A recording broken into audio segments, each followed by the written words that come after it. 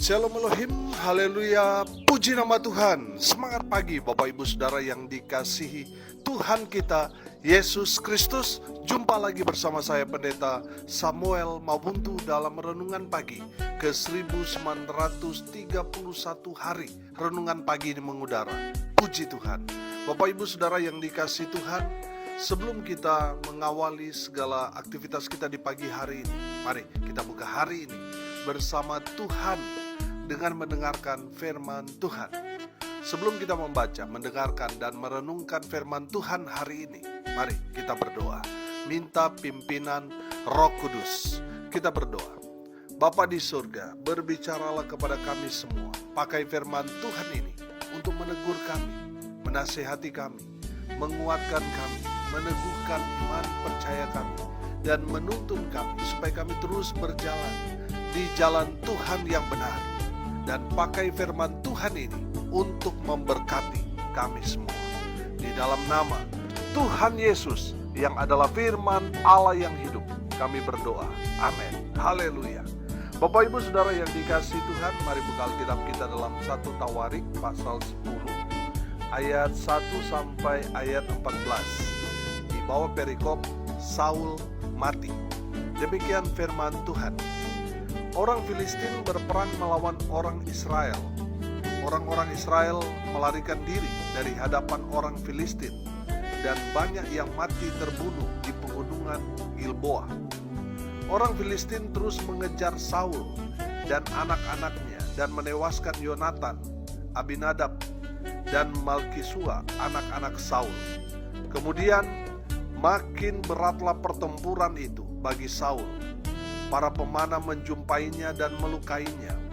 Lalu berkatalah Saul kepada pembawa senjatanya, "Hunuslah pedangmu dan tikamlah aku, supaya jangan datang orang-orang yang tidak bersunat ini memperlakukan aku sebagai permainan." Tetapi pembawa senjatanya tidak mau, karena ia sangat segan. Kemudian Saul mengambil pedang itu dan menjatuhkan dirinya ke atasnya. Ketika pembawa senjatanya melihat bahwa Saul telah mati, ia pun menjatuhkan dirinya ke atas pedangnya, lalu mati. Jadi Saul, ketiga anaknya, dan segenap keluarganya sama-sama mati. Ketika dilihat seluruh orang Israel yang di lembah bahwa tentara telah melarikan diri dan bahwa Saul serta anak-anaknya sudah mati, maka mereka meninggalkan kota-kota mereka, lalu melarikan diri juga. Kemudian datanglah orang Filistin dan menetap di sana. Ketika keesokan harinya, orang Filistin datang merampasi orang-orang yang mati terbunuh itu. Didapati mereka Saul dan anak-anaknya tergelimpang di pegunungan Gilboa. Mereka merampasinya dan mengambil kepala Saul dan senjata-senjatanya, lalu menyuruh orang berkeliling di negeri orang Filistin untuk menyampaikan kabar itu kepada berhala-berhala mereka dan kepada rakyat. Kemudian mereka menaruh senjata-senjata Saul di kuil Allah mereka, tetapi batu kepalanya dipakukan mereka di rumah Dagon.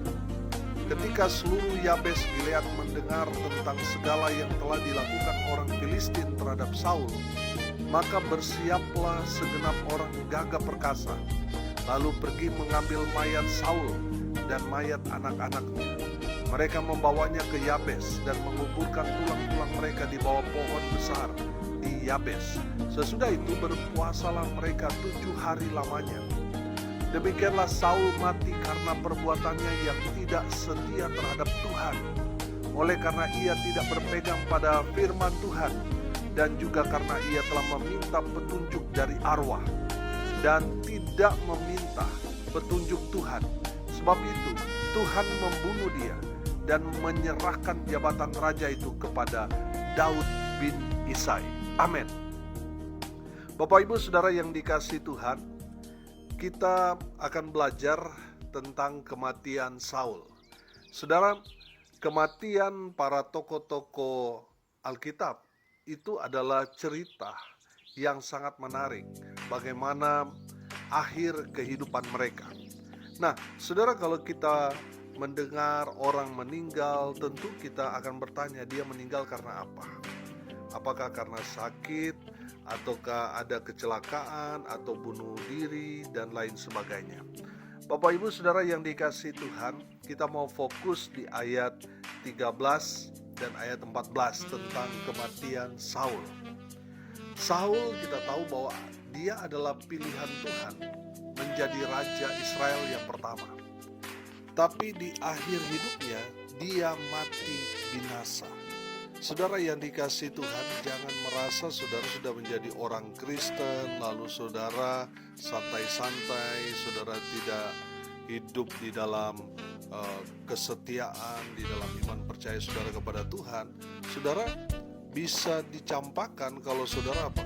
Saudara hidup sama seperti Saul. Nah, kita belajar dari kematian Saul. Saul mati karena apa? Firman Tuhan dikatakan yang pertama, karena perbuatannya yang tidak setia. Saudara jangan berpikir karena saudara sudah orang Kristen tapi saudara tidak setia beribadah kepada Tuhan, saudara akan seperti Saul, binasa. Saudara yang dikasihi Tuhan, saya pelajari bahwa kalau kita mengikut Tuhan, yang Tuhan lihat bukan jumlah persembahan, bukan dari segi pelayanan kita melayani di bidang apa, tidak, tapi kesetiaan. Saudara yang dikasihi Tuhan, Tuhan menghendaki kita semua, orang-orang percaya, setia dalam pekerjaan Tuhan, setia dalam melayani Tuhan. Di saat Tuhan datang kali kedua, biarlah Tuhan mendapati saudara dan saya tetap setia bekerja di ladang Tuhan, tetap setia di dalam mengikut Tuhan. Amin. Haleluya. Bapak Ibu Saudara yang dikasihi Tuhan, yang pertama, Saul mati karena apa? Karena perbuatannya yang tidak setia. Yang kedua, Saul mati karena ia tidak berpegang pada firman Tuhan. Nah, saudara yang dikasihi Tuhan, menarik dalam kejadian Saul tidak taat kepada Tuhan. Karena pada saat itu, waktu Israel berperang melawan musuh Israel, Samuel sudah mengatakan kepada dia, 7 hari sejak dari sekarang, aku akan kembali dan memberikan korban persembahan kepada Tuhan. Nah, rupanya dalam peperangan itu, Israel mengalami kekalahan. Sehingga sebagai raja, Saul mengalami frustasi, stres, sehingga dia gak sabar akan menanti kedatangan dari Samuel. Nah, kalau kita belajar konteks firman Tuhan dalam perjanjian lama, yang memberikan korban persembahan itu, yang membakar korban persembahan itu adalah seorang imam. Tidak boleh sembarang orang, harus seorang imam. Nah, Saul berpikir dia ini kan sebagai seorang raja yang dipilih Tuhan untuk menjadi raja Israel. Makanya dia mau menggantikan posisi Samuel sebagai imam. Saul sendiri yang memberikan korban persembahan kepada Tuhan. Setelah dia memberikan korban persembahan kepada Tuhan, tiba-tiba Samuel datang. Saudara yang dikasihi Tuhan, dari cerita itu kita belajar bahwa di dalam menjalani kehidupan ini kita perlu sabar menanti. Lakukan apa yang menjadi tugas kita. Saudara, kalau Samuel sebagai imam, tugasnya dia ya membawa korban persembahan yang dibawa oleh umat Tuhan kepada Tuhan. Dia tidak boleh jadi raja. Demikian juga sebaliknya, Saul, tugas dia sebagai raja untuk membawa korban persembahan kepada Tuhan, itu tugas imam. Lakukan saja apa yang sudah menjadi tugas kita. Amin. Jangan merampas atau memonopoli atau mau semua serba bisa, sehingga saudara mengambil, merampas apa yang menjadi tugas dari orang lain. Lakukan saja apa yang menjadi tugas kita. Nah, saudara yang dikasihi Tuhan, dari Saul ini kita belajar bahwa kita harus taat pada firman Tuhan. Amin. Saul mati karena apa? Karena dia tidak taat pada firman Tuhan. Samuel kan sudah bilang dia akan datang hari ke-7. Tapi karena dasar tidak taat, akhirnya apa? Saul binasa. Saudara yang dikasihi Tuhan, jangan sepelekan ketidaktaatan. Ketidaktaatan itu bisa berakibat fatal. Saudara, di dalam kebenaran firman Tuhan ini kita belajar. Saul mati karena dia tidak berpegang pada firman Tuhan. Artinya dia tidak taat. Hati-hati saudara, kalau kita tidak taat, kita akan celaka. Yang ketiga saudara, kita belajar dari firman Tuhan ini, kematian Saul. Kenapa Saul mati? Karena Saul, dia meminta petunjuk dari arwah. Kita tahu bahwa pasca kematian Samuel, Saul mencari orang-orang yang pintar, orang-orang yang tukang sihir untuk memanggil arwah Samuel di Endor. Bapak Ibu Saudara yang dikasihi Tuhan, jangan main-main. Kalau saudara terikat dengan kuasa-kuasa kegelapan, saudara pernah tanya nasib saudara seperti apa nanti di masa depan kepada orang-orang yang bisa sihir, bisa meramal, saudara akan binasa. Bertobat saudara. Saudara yang dikasihi Tuhan, ada banyak di antara kita ini tanpa sadari meminta petunjuk dari arwah, meminta petunjuk daripada kuasa-kuasa kegelapan. Misalnya apa? Zodiak. Saudara, ketika kita membuka majalah atau ada koran-koran tertentu, saudara, di sana ada zodiak. Di sana ada percintaan, asmara, masa depannya dan sebagainya, saudara, tertulis di sana. Nah, kalau saudara melihat itu dan saudara yakini, saudara percaya, saudara imani itu, saudara sama seperti Saul meminta petunjuk dari arwah. Saudara, kita tahu bahwa Saul akhirnya apa? Dia mati binasa, saudara. Karena apa? Karena dia meminta petunjuk dari kuasa-kuasa kegelapan. Dan yang keempat, terakhir, dia tidak meminta petunjuk Tuhan. Bapak Ibu Saudara yang dikasihi Tuhan, hati-hati. Kalau kita tidak lagi mencari Tuhan, kita tidak lagi mau membaca firman Tuhan, kita tidak lagi mau dengarkan khotbah-khotbah dari hamba Tuhan, hati-hati saudara. Saudara yang dikasihi Tuhan, Saul mati karena dia tidak meminta petunjuk dari Tuhan. Saudara, kita tahu bersama bahwa setiap perjalanan bangsa Israel, mereka sangat tergantung pada firman Tuhan. Apakah mereka maju ke kiri, ke kanan, atau mereka mundur, itu tergantung firman Tuhan yang mereka dengarkan dari hamba-hamba Tuhan. Nah, Saul, dia tidak meminta petunjuk Tuhan. Dia tidak mau dengarkan hamba-hamba Tuhan bicara kepada dia. Alhasil apa? Firman Tuhan dikatakan, Tuhan membunuh dia dan menyerahkan jabatan raja itu kepada Daud bin Isai. Bapak Ibu Saudara yang dikasihi Tuhan, dari firman Tuhan ini kita belajar. Kita harus selalu meminta petunjuk dari Tuhan.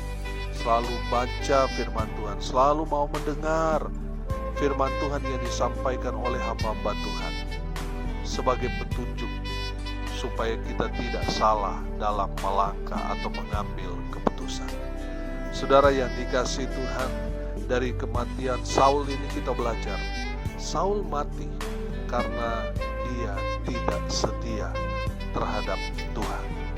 Saudara, kalau dulu saudara melayani, mengikut Tuhan, dan saat ini saudara sudah mulai malas ikut Tuhan, saudara tidak lagi melayani, itu artinya saudara tidak setia.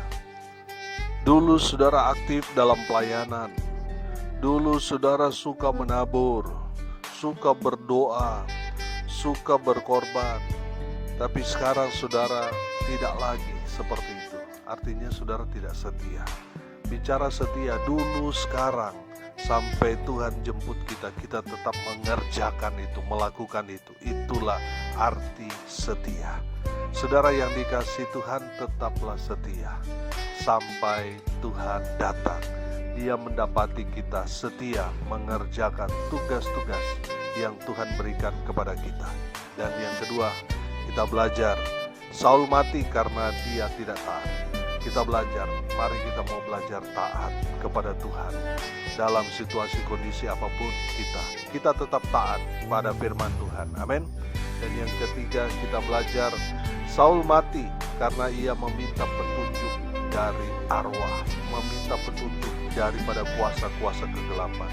Saudara, jangan pernah main api dengan kuasa-kuasa kegelapan. Karena apa? Karena tidak ada yang gratis. Kalau kita sudah kompromi dengan kuasa-kuasa kegelapan, maka dia akan meminta bayaran mahal. Dia akan mengambil satu persatu orang-orang yang ada di sekeliling kita.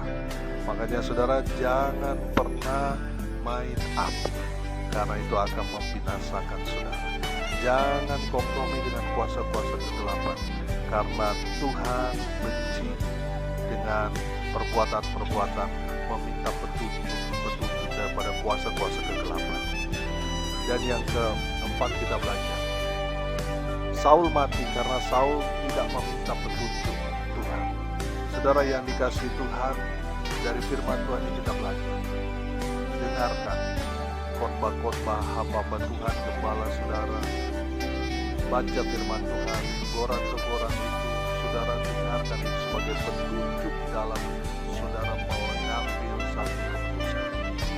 Saudara yang dikasihi Tuhan, kalau kita melakukan seperti yang Saul lakukan, maka kita akan dipermalukan. Saudara lihat, cara mati Saul itu bukan cara mati seorang ksatria, itu bunuh diri.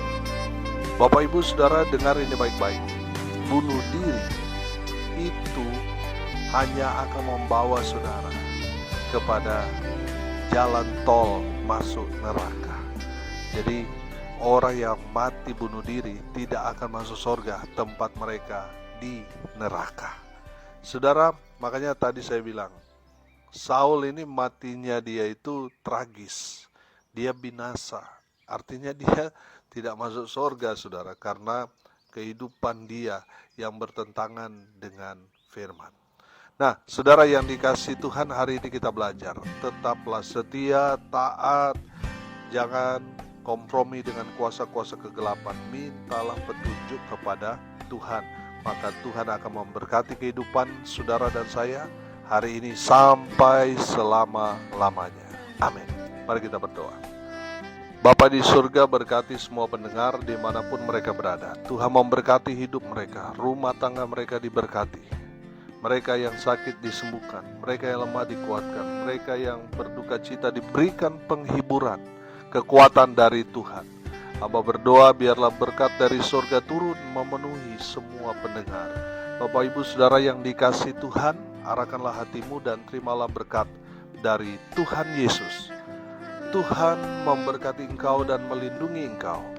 Tuhan menyinari engkau dengan wajah-Nya dan memberi engkau kasih karunia.